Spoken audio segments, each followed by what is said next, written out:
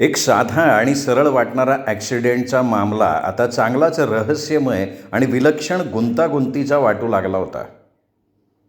नवलभाईच्या त्या केबिनमधल्या सामानाची जेव्हा मी दुर्दशा पाहिली होती, तेव्हा माझी जवळजवळ खात्रीच झाली होती की नवलभाईंचा खून झालेला असावा आणि त्यांचं प्रेत तिथेच केबिनमध्ये कुठेतरी पडलेलं असावं.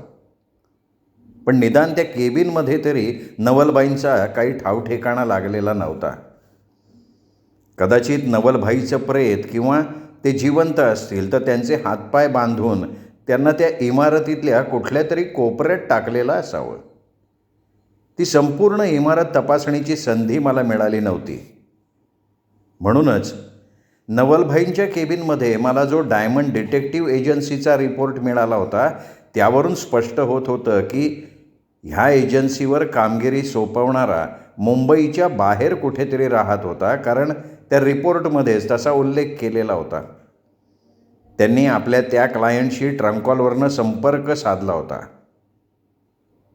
डायमंड डिटेक्टिव्ह एजन्सीचा क्लायंट कोण होता आणि तो रिपोर्ट नवलभाईच्या केबिनमध्ये कसा आला होता?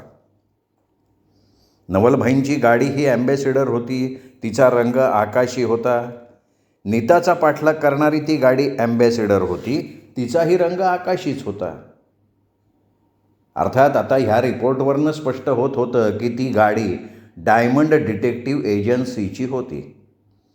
केवळ योगायोगानं नवलभाईंच्या गाडीचं आणि त्या एजन्सीच्या गाडीचं मॉडेल आणि रंग सारखा होता. जरी समजा नवलभाईंनी नीतावर पाळत ठेवण्यासाठी डायमंड डिटेक्टिव्ह एजन्सीची मदत घेतली असती, तरी त्यांना काही आपली गाडी ह्या कामासाठी वापरायला नक्कीच दिली नसती. किंवा मग ज्या कोणी नीतावर पाळत ठेवण्याची कामगिरी ह्या एजन्सीवर सोपवली होती, त्यांनी जाणून बुजून नवलभाईंच्या गाडीच्या वर्णनाशी जुळणारी गाडीच वापरण्याची सूचना दिलेली असावी. म्हणजे दिशाभूल करण्याचा प्रकार आणि नवलभाईंवर संशय यावा अशी तरतूद. एक गोष्ट मात्र निर्विवादपणे सत्य होती की नवलभाईंच्या उपस्थितीतच त्यांच्या ऑफिसमध्ये कोणीतरी आलेला होता. त्यांच्या केबिनमध्ये सापडलेला तो लायटर निश्चितच नवलभाईंचा नव्हता, कारण नवलभाई धूम्रपान करत नव्हते. पण नवलभाईच्या केबिनमध्ये सापडलेला तो डिटेक्टिव्ह एजन्सीचा रिपोर्ट नवलभाईंकडे आला कसा, ह्यामागचं कारण मात्र माझ्या लक्षात येत नव्हतं. नवलभाईंच्या केबिनमधलं दृश्य बघता तर्क करायचाच असेल तर तो असा करता येईल. तो जो कोणी होता तो नवलभाईंना भेटायला आला होता. कोणत्या तरी कारणावरनं नवलभाईंचं आणि त्याचं वाजलं. त्याचं पर्यावसान त्या दोघांच्या मारामारीत झालं. त्यामुळे केबिनची तशी दशा झाली. ह्या धुमश्चक्रीतच त्या व्यक्तीचा रायटर आणि तो रिपोर्ट खाली पडलेला असावा, पण ते त्याच्या लक्षात आलेलं नसावं. ह्या मारामारीनंतर त्या व्यक्तीने एकतर नवलभाईंचा खून केलेला असावा किंवा त्यांना बेशुद्ध केलेलं असावं आणि त्यानंतर त्यांनी सगळ्या केबिनची झडती घेतलेली असावी. पण मग उठणारे प्रश्न आणखीनच गुंतागुंत निर्माण करत होते. ती व्यक्ती कोण असावी? त्याला नवलभाईंकडनं काय हवं होतं? ते मिळवण्यासाठी तर त्यांनी सगळ्या ऑफिसची तपासणी केली नव्हती ना. मग त्याला हवी असणारी वस्तू मिळाली असेल का? ही व्यक्ती तीच तर नसावी ज्यांनी माझ्या गाडीचा पाठलाग करण्याचा प्रयत्न केला होता. तसं असेल तर मग ती व्यक्ती एवढा वेळ ऑफिसमध्ये काय करत असावी? कदाचित माझे हे सगळे तर्क चुकीचे असतील. माझा पाठलाग करणारा माणूस कंपनीचा एखादा ऑफिसरही असावा. काही कामानिमित्त तो तिथे आलेला असावा. केबिनमधली एकंदर हालत बघून मीच तो अशी त्याची समजूत झालेली असावी आणि म्हणूनच मला पकडण्यासाठी त्यांनी माझा पाठलाग केलेला असावा. त्यांनी माझ्या कारचा नंबर जर पाहिला असेल तर मोठाच घोटाळा होणार होता. पण त्याहीपेक्षा महत्त्वाची आणि चिंतेची बाब म्हणजे नवलभाई पटेल कुठे होते? त्या इमारतीतच तर त्यांचं प्रेत कुठेतरी पडलं नसावं ना. जर तसं असेल तर मी माझी मान फासात अडकवून आलेलो होतो. नवलभाईंच्या सगळ्या केबिनभर माझ्या हाताचे ठसे उमटले होते. कुणीतरी मला त्या खिडकीतून पळून जाताना पाहिलं होतं. जर तो पटेल अँड शहा कंपनीत काम करणारा माणूस असेल आणि त्यांनी माझ्या कारचा नंबर नोट केलेला असेल तर अगदी सहजपणे रात्री नवलभाईंच्या केबिनमध्ये शिरणारा माणूस कोण होता हे पोलीस शोधून काढणार होते. यातून बाहेर पडण्याचा आणि आपली ॲलिबी सिद्ध करण्याचा एकच उपाय होता. काहीतरी निमित्त काढून कोणाला तरी बरोबर घेऊन पुन्हा परत नवलभाईंच्या त्या ऑफिसात जायचं आणि जिथे जिथे माझ्या बोटांचे ठसे उमटले तिथे तिथे परत एकदा फेरायचं. त्यामुळे पोलिसांना जरी माझ्या हातांचे ठसे सापडले तरी त्यामुळे फारसा फरक पडणार नव्हता. मी तिथे गेलो होतो हे मी कबूल करणारच होतो आणि माझ्याबरोबर जो कोणी असणार होता तो माझ्या म्हणण्याला पुष्टीच देणार होता. पोस्टमार्टेममध्ये जसं अमुक वेळेच्या दरम्यान मृत्यू आलेला असावा हे डॉक्टर छातीठोकपणे सांगू शकतात, तसं काही पोलीस हाताचे हे ठसे अमुक वेळेच इथे आलेत असं सांगू नाही ना शकत. म्हणजे मी ह्या साक्षीदाराबरोबर पहिल्यांदा इथे आलो यावर पोलिसांचा विश्वास बसायला काहीच हरकत नव्हती.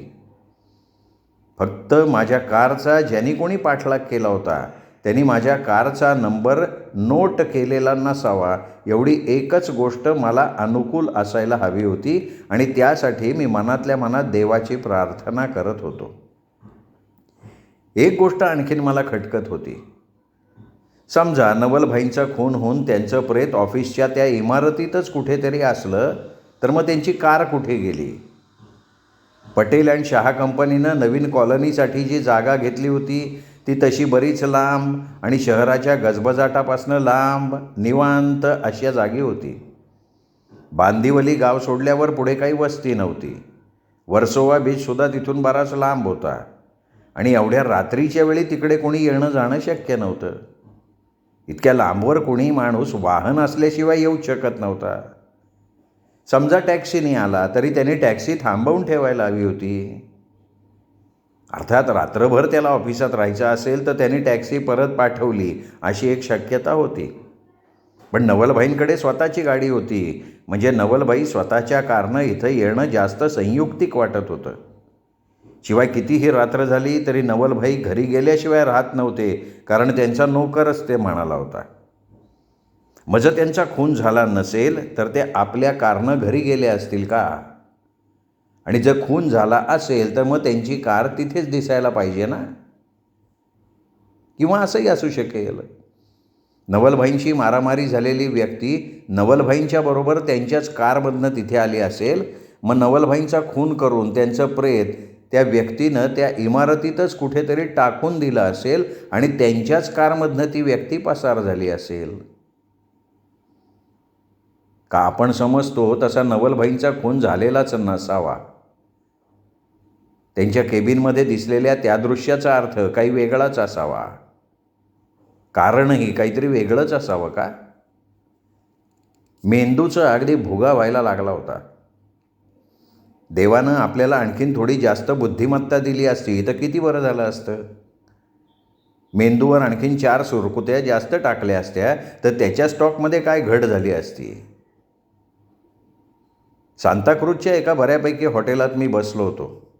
एक कडक कॉफी पिऊन दुसरा कॉफीचा प्याला समोर होता.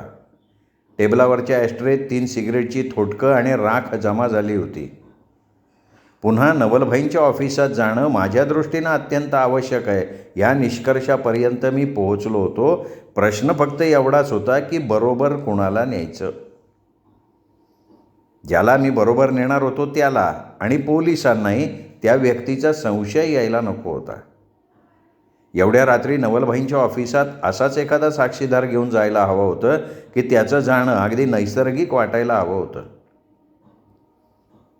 माझ्या डोळ्यांपुढे अर्चना उभी राहिली. अर्चनासारखा योग्य साक्षीदार दुसरा कोणीच असू शकणार नव्हता. पण अर्चनाचा पत्ता मला माहिती नव्हता. आता तिचा पत्ता शोधायचा कसा? त्याचवेळी मला अर्चनानं तिच्याविषयी सांगितलेली माहिती आठवली. तिचे वडील LICत होते, चांगल्या हुद्द्यावर होते. आता ते रिटायर झालेले असले तरी अर्चनाच्या म्हणण्यानुसार त्यांची आर्थिक परिस्थिती चांगली होती. म्हणजेच त्यांच्याकडे फोन असायला हरकत नव्हती. त्या हॉटेलातच एक पब्लिक टेलिफोन होता, डिरेक्टरीही होती. अर्चनाच्या वडिलांचं नाव मला माहिती नव्हतं पण त्यांनी फारसा काही फरक पडत नव्हता. मी एसमध्ये सबनीस शोधायला सुरुवात केली. मुंबईत सबनीस तसे बरेच होते.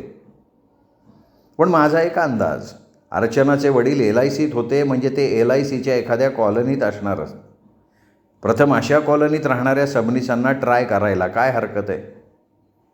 शेवटी सबनीस आणि त्याच्यापुढे LIC कॉलनी असा पत्ता असलेला एक सबनीस सापडला.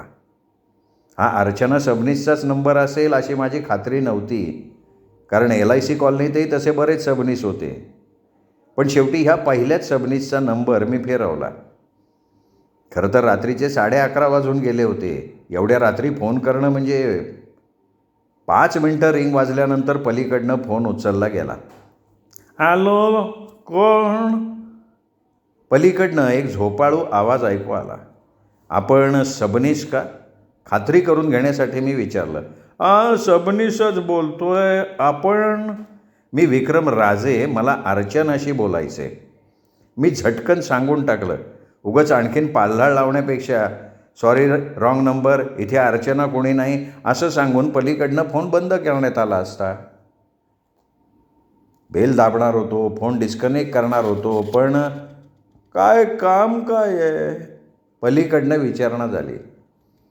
क्षणभर मी बावळटासारखा बघत राहिलो हातातल्या रिसिव्हरकडे.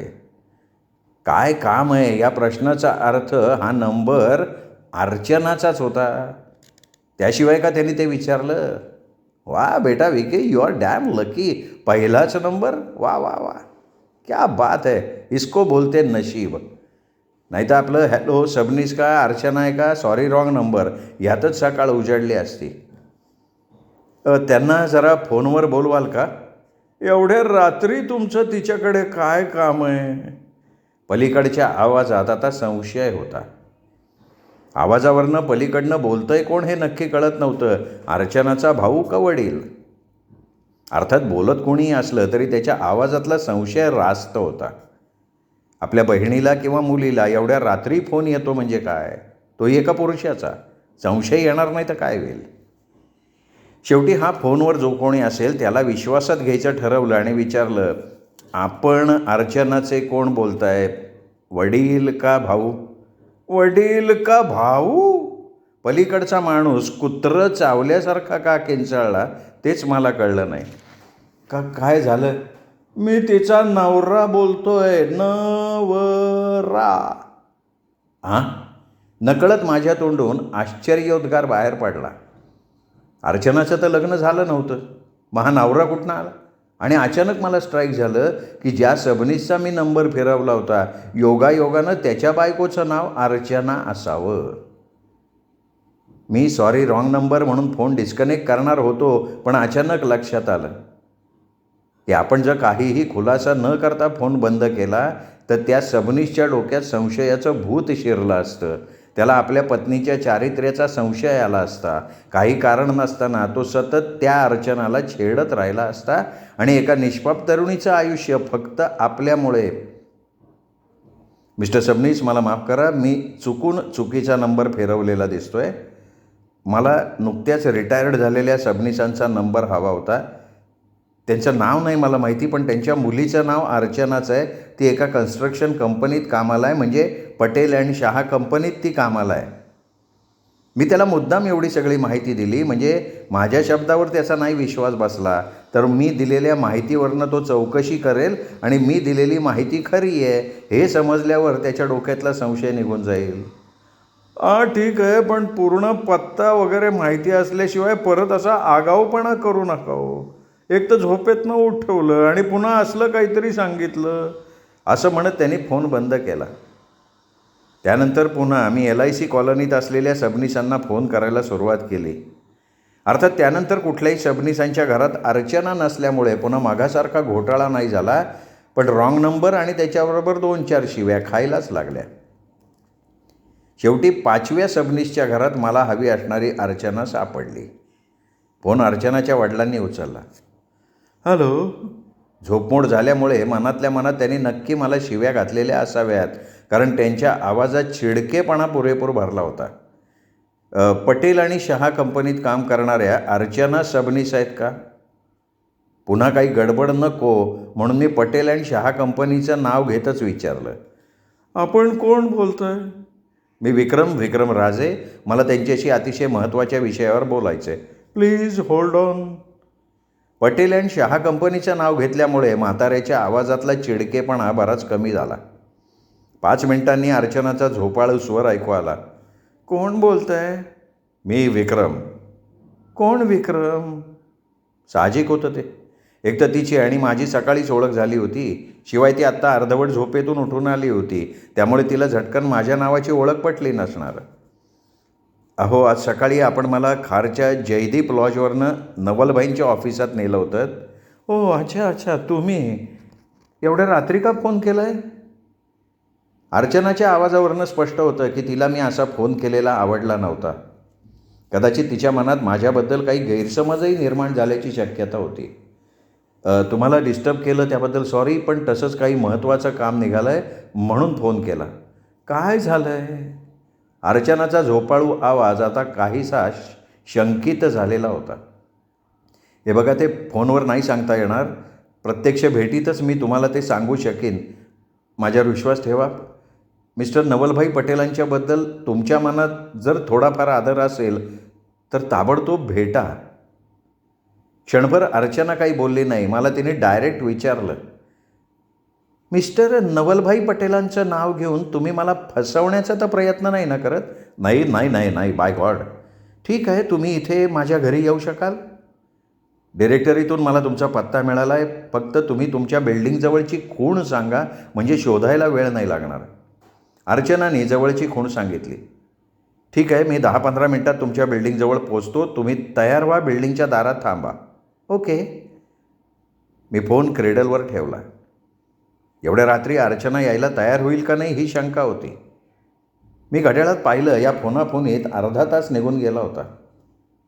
मी अर्चनानं सांगितलेल्या खुणेभर हुकूम तिच्या बिल्डिंगसमोर कार थांबवली तेव्हा अर्चना खरोखर तयार होऊन माझी वाट बघत होती. पण ती एकटीच नव्हती. तिच्या शेजारी एक काहीसा स्थूल शरीराचा 50-55 वयाचा वृद्ध गृहस्थ उभा होता. त्यांनी स्वेटर घातला होता. कानाभोवती गळ्याभोवती मफलर गुंडाळला होता. हे अर्चनाचे वडील असावेत, माझ्या लगेच लक्षात आलं. अर्चनाने त्यांना मुद्दाम बरोबर घेतलेला असावं. एवढ्या रात्रीचं माझ्याबरोबर एकट्यानं येणं तिला असुरक्षित वाटलं असावं, आणि तसं तिला वाटलं असेल तर मी तरी तिला काही दोष देणार नाही. मी सांगितलं म्हणून तिने माझ्यावर चटकन विश्वास का ठेवावा? त्यातून आमची ओळख होऊन पूर्ण 1 दिवससुद्धा उलटला नव्हता. मग अशा परिस्थितीत हॅलो. कारमधनं उतरत मी त्यांच्याजवळ जात अर्चनाला उद्देशून म्हणालो, हॅलो. अर्चना म्हणाली. मग त्या वृद्ध ग्रहस्थांशी ओळख करून देत म्हणाली, हे माझे वडील. नमस्ते. हां, नमस्ते. एवढे सगळे सोपस्कार झाल्यावर अर्चनाने विचारलं, आता सांगा काय झालं? हे बघा, पटेल साहेबांनी मला लॉजवर फोन केला होता. मी म्हणालो. अर्चनाला घेऊन नवलभाईंच्या ऑफिसवर जाण्यासाठी मला काहीतरी तसंच कारण तिला सांगणं आवश्यक होतं, आणि काय सांगायचं ते मी येताना ठरवलं होतं. आणि त्यांचा फोन आला ना तेव्हा मी लॉजवर नव्हतो, म्हणून त्यांनी रिसेप्शन क्लार्कजवळ निरोप ठेवला होता की ते ताबडतोब मला भेटू इच्छितात. कशासाठी पण? ते कारण काही त्यांनी सांगितलं नाही. फक्त रिसेप्शन क्लार्कजवळ त्यांनी निरोप दिला होता की मी आल्याबरोबर त्यांना ऑफिसमध्ये फोन करा.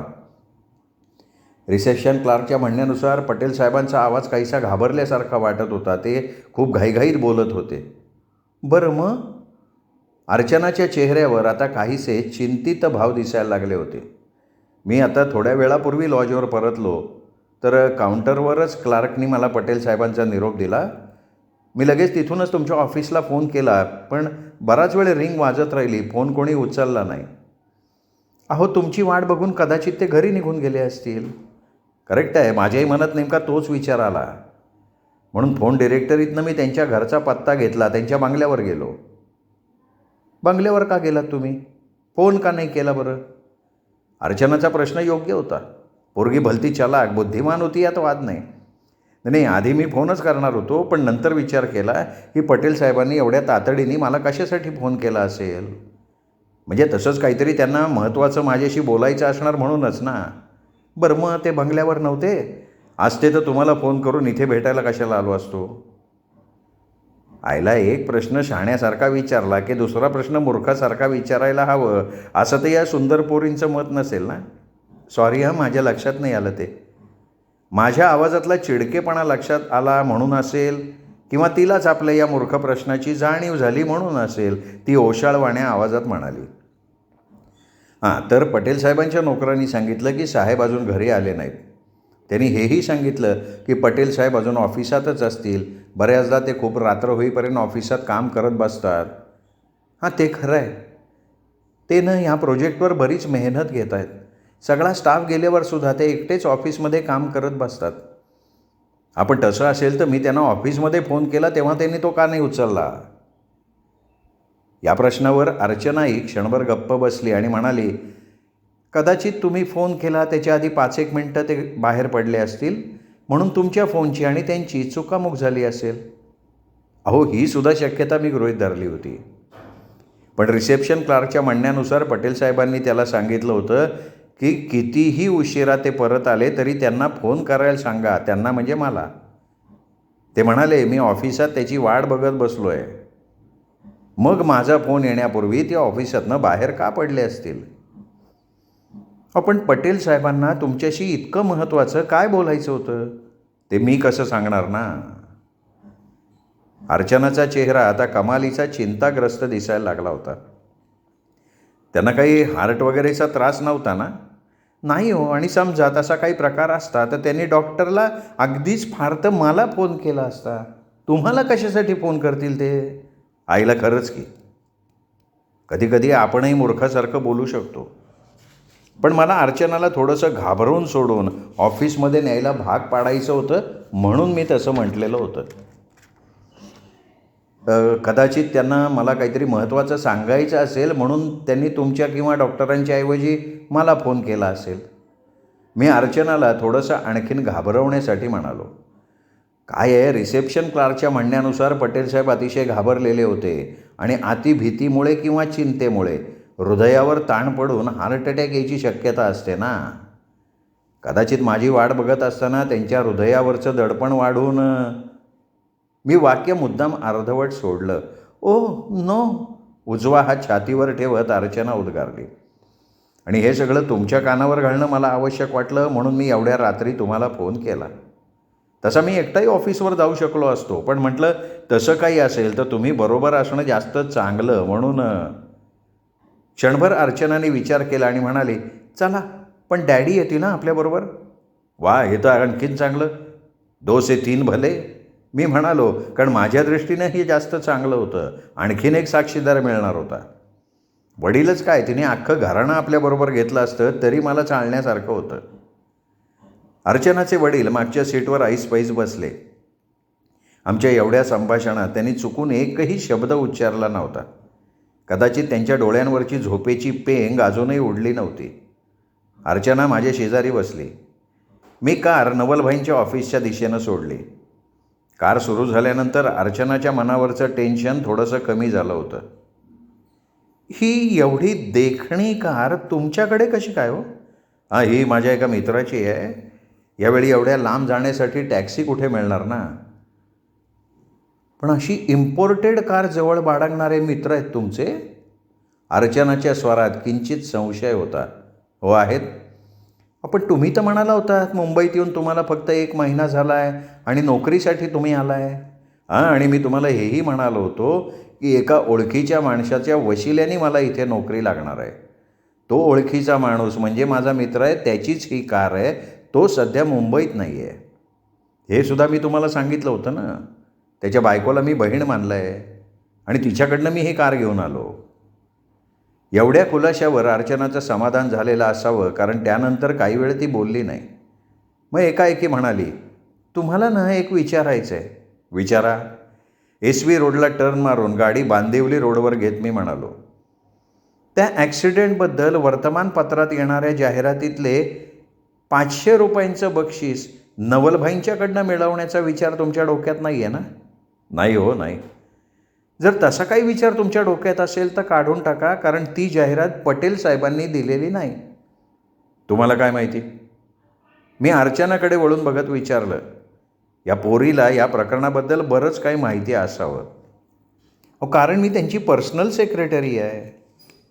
त्याचवेळी माझ्या मनात विचार आला हिला नवलभाई पटेलांचा पार्टनर जीवनदास शहाबद्दल काही विचारावं का? निदान त्याचं वर्णन तरी. पण ही पोरगी बरीच चलाख दिसत होती. मी असं काही विचारलं असतं तर तिला नक्की माझा संशय आला असता. आणि आता मी ज्या फासातून माझी मान वाचवण्याचा प्रयत्न करत होतो तो फास आणखीन घट्ट झाला असता. म्हणूनच मनात आलेला विचार मनातच दाबून टाकला. श्रोते हो, हा होता प्राणांतिक या सुरेश वैद्य लिखित कादंबरीचा 7वा भाग. 8वा भाग ऐकूयात उद्या दीपक रेगे कथाकथन चॅनलवर. नमस्कार.